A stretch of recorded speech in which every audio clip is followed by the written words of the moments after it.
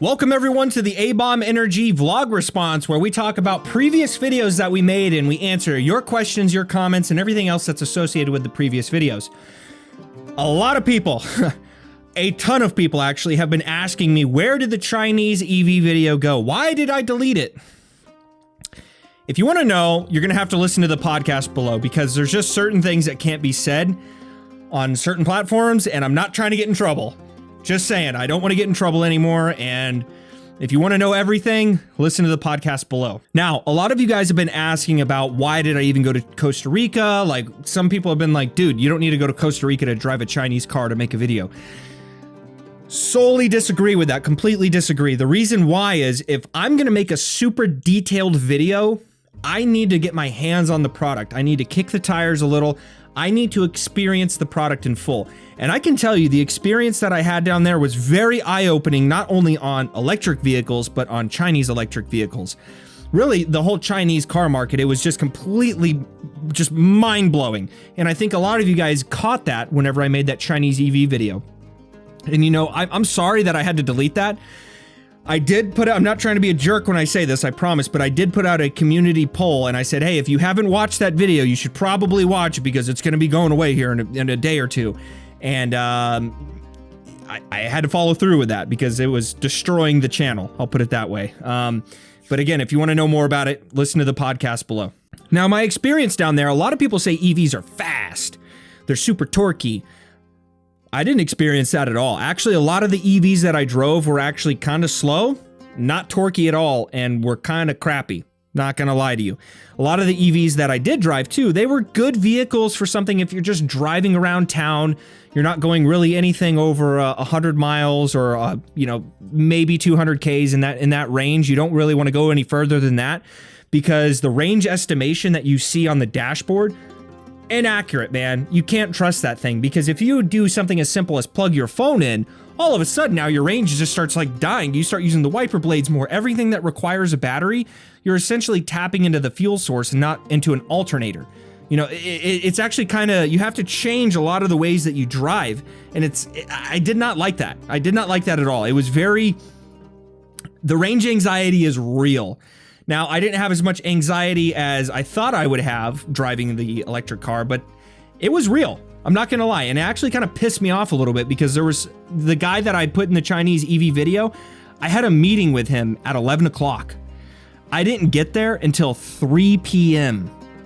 So I was 4 hours late because of charging infrastructure, poor range estimation, and then a lot of the chargers that I went to, they either didn't work, or they were just so freaking complicated. It was like performing brain surgery and rocket science at the same time.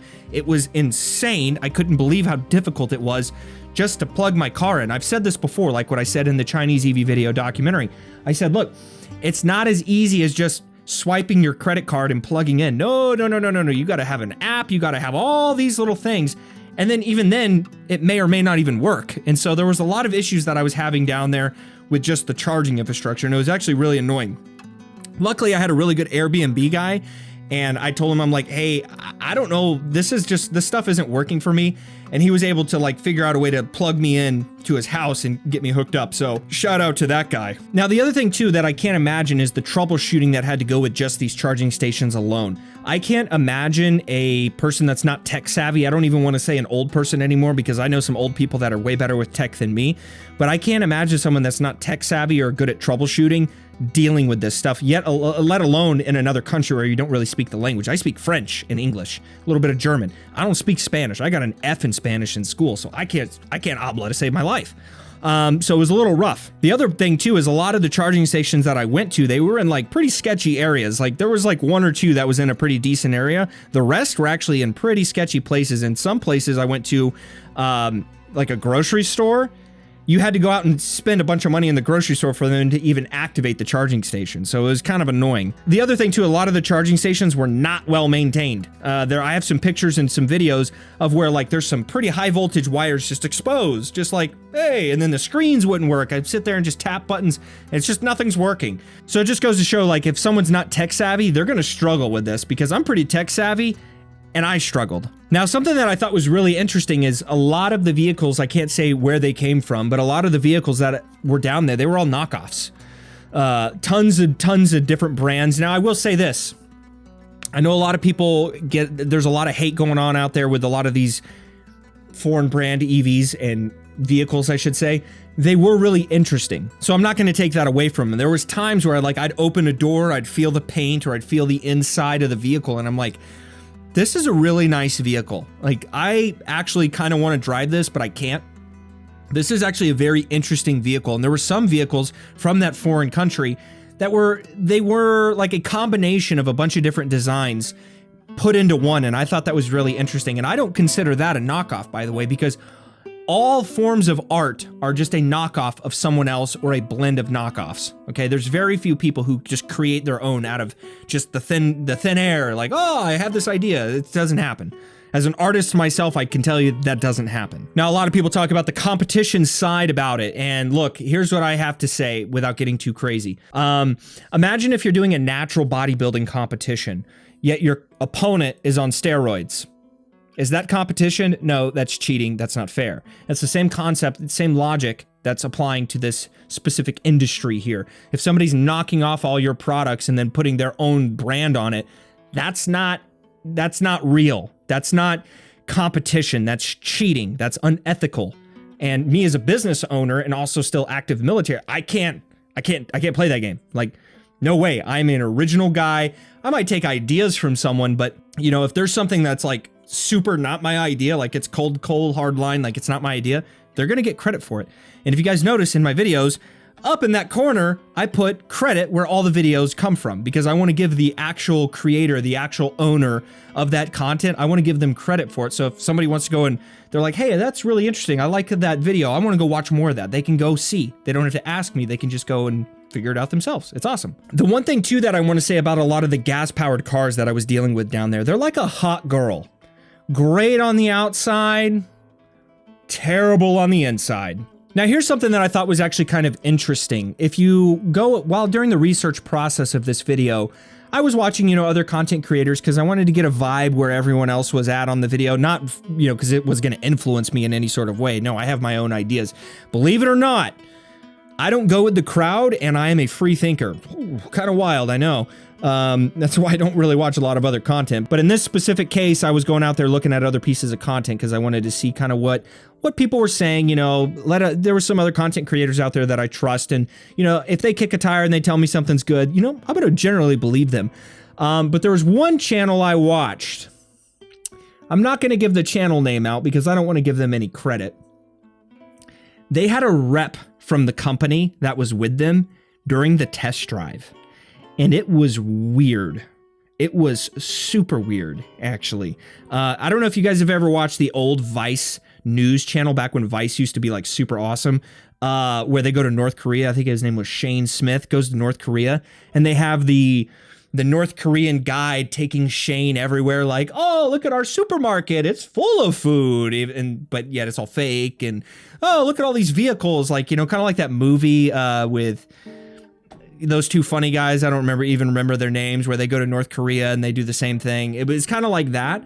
Watching that video of that guy on YouTube and then having that foreign brand rep with them was really weird. It was awkward to even watch it. I'm not gonna lie. And if you want to know the video, comment below and maybe I'll tell you the name of the video because it's kind of awkward.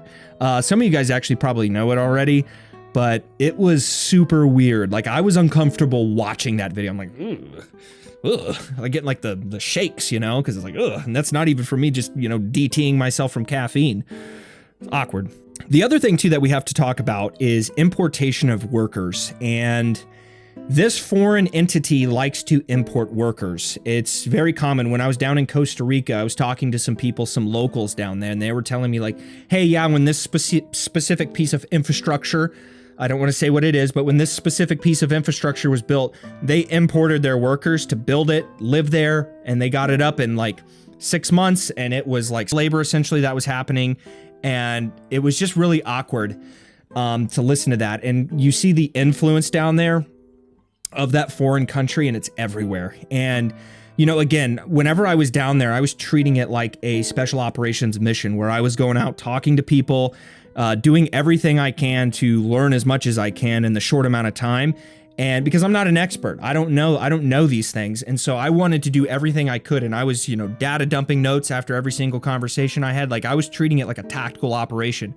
And it's very sad to see that specific film did not get a ton of love, I should say. And where, I mean, a lot of you guys donated money, so that's love in its own way, but I think that's actually getting refunded to you since I removed the video. So thank you for everyone that donated, but it's very interesting. So the base model vehicle, that was just a test video, guys.